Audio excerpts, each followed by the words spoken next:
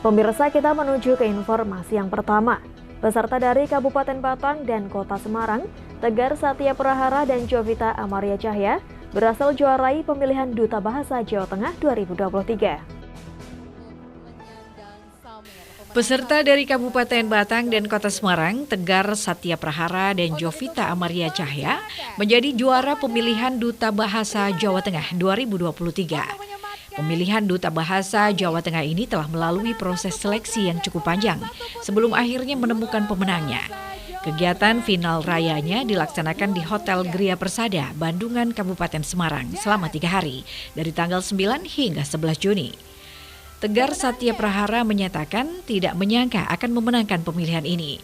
Selain itu, ia juga mengatakan bahwa menjadi pemenang Duta Bahasa Jawa Tengah adalah sebuah anugerah terindah di hidupnya. Ia juga berharap bisa menjalankan amanah dari gelarnya dengan baik. Sementara itu, Jovita Amaria Cahya berharap di kancah nasional bisa bersama-sama mengimplementasikan keridanya dengan baik dan bermanfaat untuk masyarakat. Saya pribadi tidak menyangka sama sekali, dan ini merupakan anugerah yang terindah di usia saya segini. Sangat tidak menyangka, dan semoga bisa menjalankan amanah dengan baik. Semoga bisa mendapatkan hasil yang terbaik sesuai harapan Jawa Tengah. Semoga di Duta Bahasa Nasional bisa terus mengembangkan krida bersama-sama supaya nanti kridanya bisa diimplementasikan dengan baik menjadi krida yang bisa langsung mengena terhadap masyarakat yang membutuhkan. Sementara itu, pasangan pemenang Duta Bahasa Jawa Tengah 2022, Pradana Ricardo dan Hernina Dinanda Pangestika, menyatakan dukungan kepada penerusnya dan berharap pemenang selanjutnya dapat membawa nama baik Jawa Tengah di tingkat nasional dengan hasil terbaik. Hernina bahkan menargetkan pasangan Tegar Jovita mampu mendapat juara 1 di Duta Bahasa Nasional.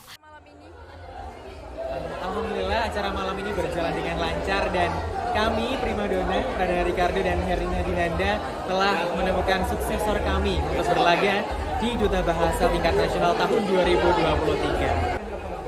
Tentunya harapan kami adalah mereka mampu baik di Duta Bahasa Nasional. Namun untuk target juara tentunya kami memiliki target juara tertentu, Juara satu nasional tahun 2023. Semoga kami dapat meraih. Tim Liputan Batik TV melaporkan.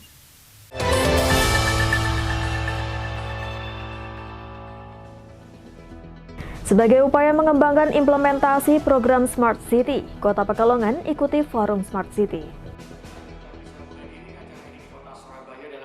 Kementerian Komunikasi dan Informatika Republik Indonesia atau Kemkominfo menyelenggarakan Forum Smart City di Shangri-La Hotel Surabaya pada tanggal 12 hingga 14 Juni. Kegiatan yang mengusung tema mencerdaskan kota dan kabupaten untuk Indonesia cerdas ini diikuti kota dan kabupaten se-Indonesia yang sudah menerapkan Smart City. Di sela-sela kegiatan di Surabaya, Kepala Dinas Komunikasi dan Informatika atau Dinkominfo Kota Pekalongan, Arif Karyadi mengungkapkan bahwa pada kegiatan ini dibahas tentang tantangan dan peluang pengembangan implementasi program Smart City. Menurut Arif, hal ini dapat menjadi tolok ukur sejauh apa hal yang dilakukan pemerintah kota dan daerah lain, sehingga ketika ada suatu program di daerah lain yang dapat diimplementasikan di Kota Pekalongan, dapat kita gali informasi atau pengetahuannya. Arif menambahkan selama ini Kota Pekalongan sudah menerapkan Smart City untuk pelayanan pemerintah dan pelaksanaan semua kegiatan di pemerintahan.